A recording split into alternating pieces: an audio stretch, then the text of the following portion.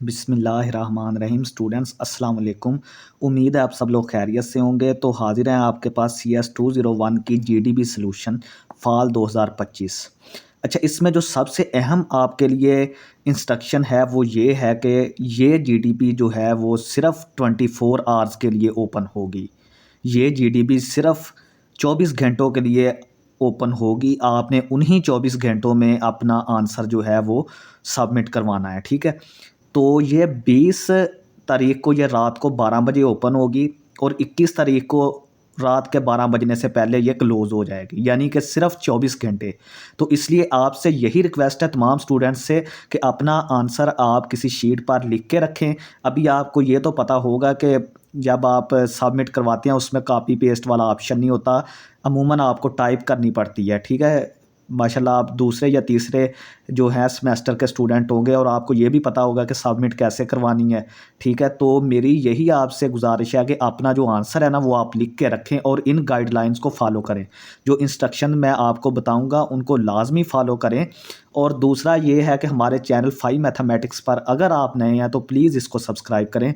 देखेंगे कितनी मेहनत के साथ हम चीज़ों को लिख कर आपको समझा रहे हैं, हर चीज़ को क्लियरली आप तक पहुँचा रहे हैं। तो दोस्तों में वीडियो को शेयर करें अगर अच्छी लगे और चैनल को लाजमी सब्सक्राइब करें। तो इसमें इंस्ट्रक्शंस आपने फॉलो करनी है। सबसे ज़्यादा अहम है इसका टाइम ड्यूरेशन, वो आप फॉलो करें। अपना आंसर ये 3-4 दिन जो रह गए हैं, 4 दिन, उनमें आप तैयार करके किसी जगह पे लिख के, कॉपी पेस्ट वाला ऑप्शन नहीं होगा तो वहाँ पे आप रखें, लिख के अपने पास रखें ताकि टाइप करने में आपको आसानी हो जाए। और दूसरी ये आपसे रिक्वेस्ट है कि आपने इसको कॉपी पेस्ट नहीं करना। ये जो मैं आपको सॉल्यूशन प्रोवाइड कर रहा हूँ इसको कॉपी पेस्ट नहीं करना। ये जस्ट आपको क्वेश्चन के बारे में अंडरस्टैंडिंग देना और उसका जवाब आपने कैसे लिखना है वो एक आइडिया देना है, ठीक है? आप इसमें से आइडिया ले सकते हैं, चीज़ें थोड़ी बहुत आप ले सकते हैं, लेकिन ये नहीं है कि जो मैंने लिखा है आप कॉपी करके उधर पेस्ट कर दें, ठीक है? उधर टाइप कर दें। तो इस चीज़ से बचना है। आपने खुद भी रिसर्च करनी है चीज़ों पे और चैट जीपीटी से भी थोड़ी सी हेल्प लें ताकि जो है वो प्लेजरिज्म से बचा जा सके, ठीक है? ये क्लियरली बताया गया कि प्लेजरिज्म नहीं करनी। तो ये थी थोड़ी सी इंस्ट्रक्शन, बाकी मैं आपको पढ़ देता हूँ, ठीक है? मेन इसकी डेडलाइन है जो 24 घंटों के लिए ओपन होगी। आपने सबसे पहले 4-5 दिनों में अपना आंसर लिख के रख लें आप, ठीक है? जो भी आपने पोस्ट करना है मैसेज।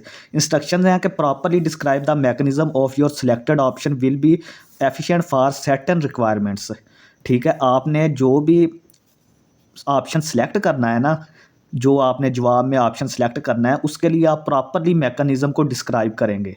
ये नहीं बस बोल दें कि मैंने ये सिलेक्ट कर लिया, नहीं, उसकी रीज़न भी बतानी है, उसको एक्सप्लेन करना है आगे, ठीक है? Lengthy and irrelevant detail puts bad impression on reader. कहता है कि जो लेंथी और इररेलेवेंट डिटेल्स होती हैं ना, आपके जो इररेलेवेंट कमेंट्स होंगे या इररेलेवेंट मटेरियल होगा वो बैड इंप्रेशन डालेगा रीडर पर। तो इससे आपने बचना है। ज़्यादा लेंथ भी नहीं देनी और इररेलेवेंट भी नहीं आपने लिखना, ठीक है? कॉपीड सॉल्यूशन फ्रॉम इंटरनेट और any students will be given 0 marks. ये देख लें, ठीक है? ये उन्होंने लिख दिया है कि जो आपने कॉपी सॉल्यूशन किया होगा या इंटरनेट से या किसी स्टूडेंट से, आपको भाई 0 मार्क्स मिलेंगे, ठीक है? तो इससे बचना है आपने, इससे बचना है। दूसरा, अपना सॉल्यूशन आपने तैयार करके रख लेना है क्योंकि इसकी डेडलाइन भाई 24 घंटों के लिए होगी। आपके पास इतना टाइम नहीं होगा कि एक अच्छा जवाब लिख लें। Read the scenario carefully before submitting. अपना जवाब जो सबमिट करवाने से पहले जो सिनेरियो है ना वो अच्छे से आप रीड कर लें, ठीक है? Don't post answer on MDB और ईमेल। आपने जो अपना आंसर है ना वो MDB या ईमेल के ज़रिए नहीं भेजना, ठीक है? और इस GDB में कोई भी C++ कोड की रिक्वायरमेंट नहीं है, सिर्फ आपने अपना पॉइंट ऑफ व्यू या कमेंट्स शेयर करने हैं सिर्फ, ठीक है?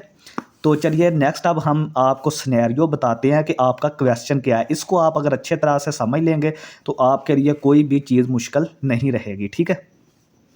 तो चलिए सिनेरियो पढ़ते हैं। इसमें हमारे पास है कि you are working in a software house as C++ programmer.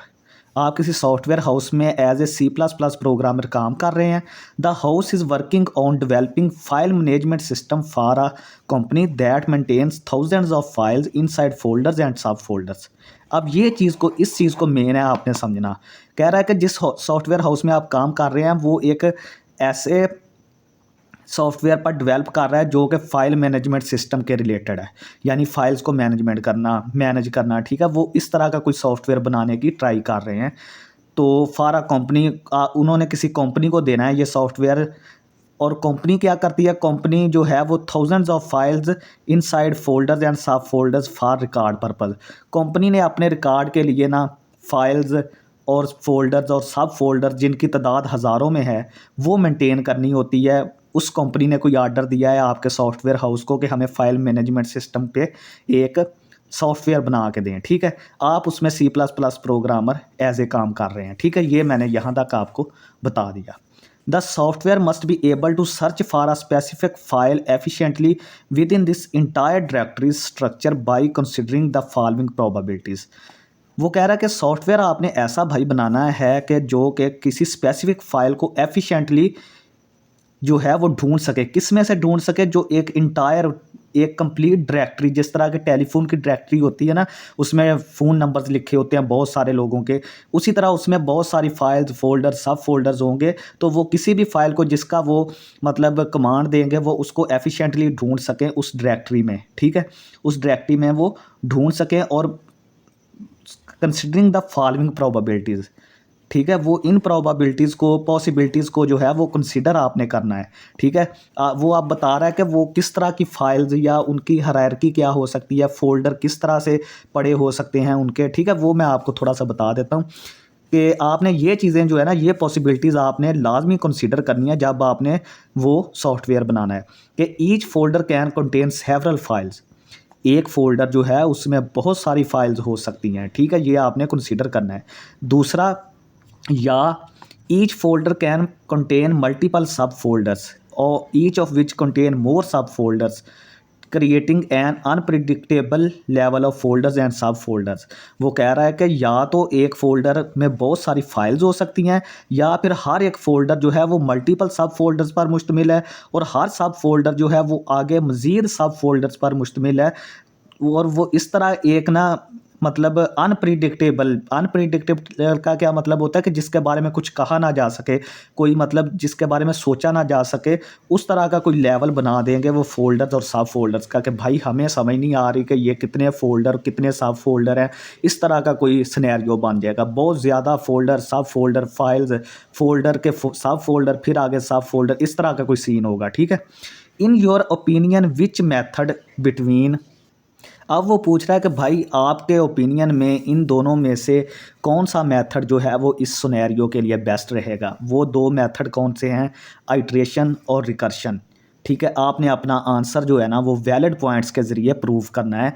ये नहीं है कि आप बस तुक्का मार दें कि मुझे ये पसंद है, अपनी पसंद नहीं देनी, बल्कि उसमें आपने वैलिड पॉइंट्स भी देने हैं कि भाई ये चीज़ जो है ये मेथड इस वजह से वैलिड है, ठीक है। उसके आपने पॉइंट्स देने हैं। तो मैंने अब आंसर आपके लिए, ये जो आइडिया है आंसर का, मैंने वो शेयर कर दिया है। आपने इसको कॉपी पेस्ट नहीं करना, इससे आइडिया लेके, इससे चीज़ों को देखकर आपने समझ कर और फिर खुद रिसर्च करके चीज़ों को लिखना है, ठीक है।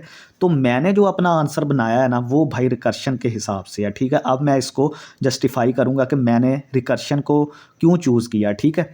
तो चलिए देखते हैं कि आंसर है हमारा कि as told in the scenario, जैसा कि हमें क्वेश्चन या सिनेरियो में बताया गया है कि the structure of directory is hierarchical and tree shaped. कह रहा है कि जो हमें सिनेरियो में बताया गया ना उससे देख के लगता है कि जो डायरेक्टरी हम वो फोल्डर और सब फोल्डर फिर सब फोल्डर की जो हायरार्की स्ट्रक्चर है ना, यानी उसकी बनावट जो है वो हायरार्किकल ट्री शेप्ड है। मींस के वो दर्जाबंदी के हिसाब से कि एक फ़ोल्डर में मज़ीद फ़ोल्डर, फिर फ़ोल्डर, सब फ़ोल्डर, इस तरह की कोई दर्जाबंदी के हिसाब से है, या वो ट्री शेप्ड है कि यानी ये यहाँ पे एक ब्रांच है, फिर उसके दो आगे चिल्ड्रन है, इस तरह नोड है, फिर आगे इसके चिल्ड्रन है, मतलब कि इस तरह करके, ठीक है। ट्री शेप्ड है, ठीक है।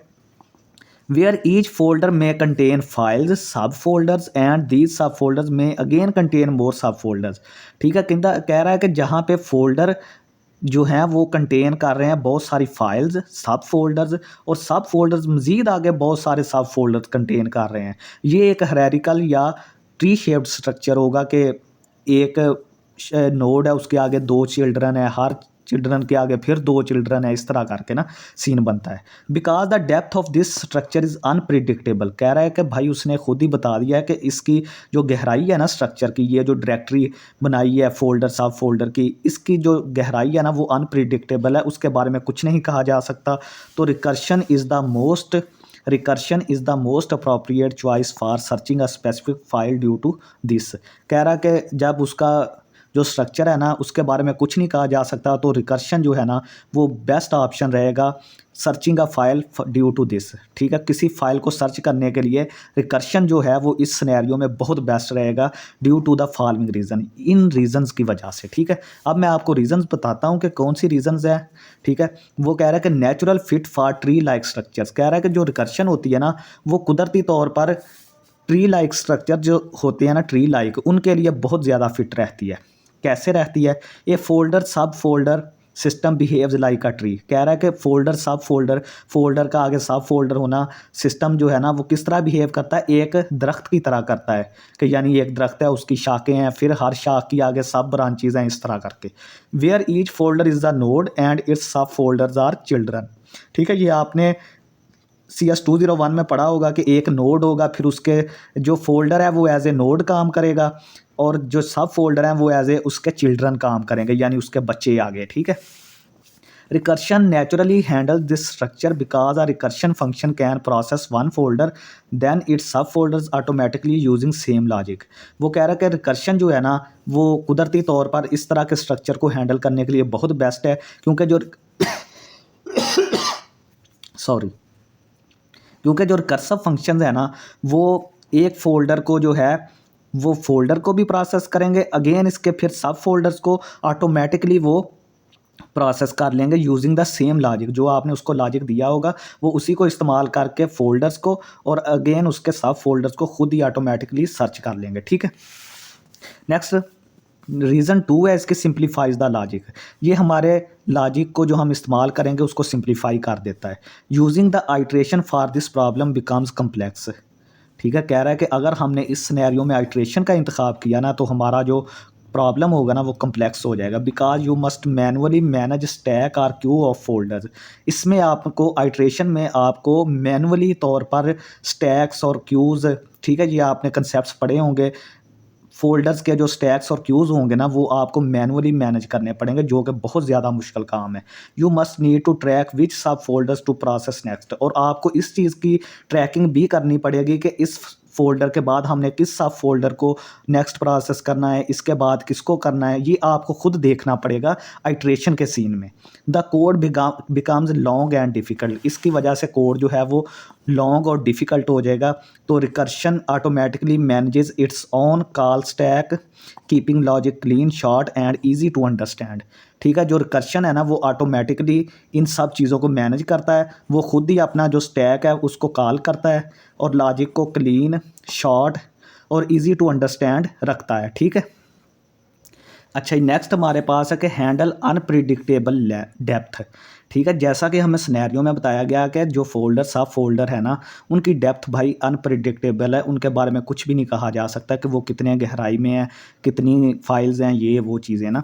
तो सिंस देयर में बी, कह रहा है कि जैसा कि आपको पता है कि यहाँ पे जो सिनेरियो है उसमें 2 लेवल्स भी हो सकते हैं, 20 लेवल्स भी हो सकते हैं और इवन 100 ऑफ नेस्टेड लेवल्स। कह रहा है कि मतलब फ़ोल्डर का सब फ़ोल्डर भी हो सकते हैं, तो या सब फ़ोल्डर के भी आगे 20 लेवल हो सकते हैं, उनमें सब फ़ोल्डर होंगे, या उनमें भी अगर आगे जो 100 नेस्टेड लेवल्स हैं, मीन्स के बहुत ज़्यादा हमारे पास सब फ़ोल्डर्स हैं, फ़ोल्डर के सब फ़ोल्डर फिर सब फ़ोल्डर, इस तरह का सीन है। ठीक है, तो recursion is ideal because it can go deeper without needing extra loops.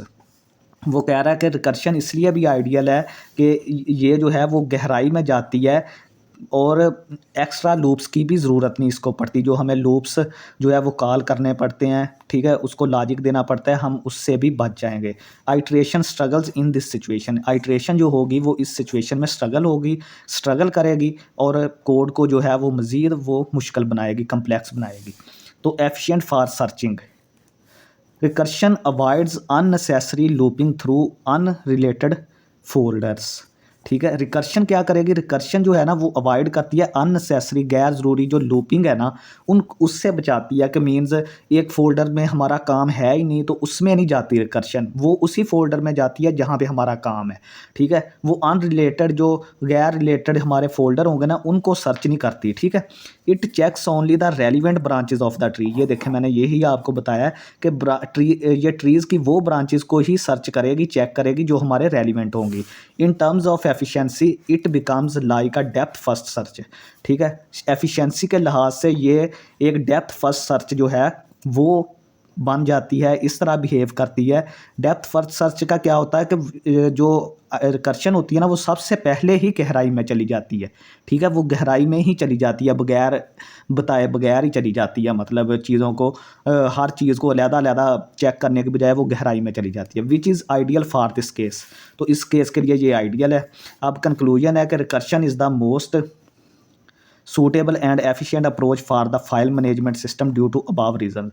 कह रहा है कि रिकर्शन भाई मोस्ट सूटेबल और एफिशिएंट अप्रोच है ये जो हमें फाइल मैनेजमेंट सिस्टम का सॉफ्टवेयर बनाना है इसके लिए, जो कि अबव रीजंस की वजह से जो आपको बताई गई हैं, उन रीजंस की वजह से ये बहुत सूटेबल और एफिशिएंट है। ठीक है, नेक्स्ट पे हमारा नोट है कि don't copy paste, search from different sites and take some help from chat GPT, avoid plagiarism. ठीक है, आपने प्लेजरिज्म को अवॉइड करना है, बिल्कुल कॉपी पेस्ट नहीं करना, अपना आइडिया लिखना है, सर्च करके चीज़ों को लिखना है, और कोशिश करें कि थोड़ी बहुत चैट जीपीटी से ले लें हेल्प आइडिया वगैरह। और आइडिया तो मैंने आपको दे दिया, हर चीज़ को समझा दिया है, इंस्ट्रक्शन।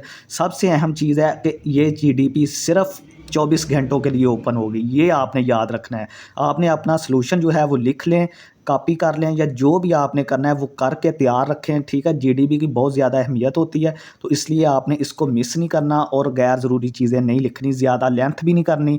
ठीक है, तो आम तौर पर 100-150 वर्ड्स में ये होती है जीडीपी। ठीक है, तो नेक्स्ट लास्ट पे यही आपसे रिक्वेस्ट है कि अगर आप हमारे चैनल पर नए हैं तो 5 मैथमेटिक्स को सब्सक्राइब करें और वीडियो को लाजमी शेयर करें। वीडियो अच्छी लगे तो कमेंट में ज़रूर सेक्शन में हमारे कमेंट करें, और कोई मसला हो तो व्हाट्सएप नंबर और कमेंट सेक्शन में आप जा सकते हैं। बहुत शुक्रिया स्टूडेंट्स, अल्लाह हाफिज़।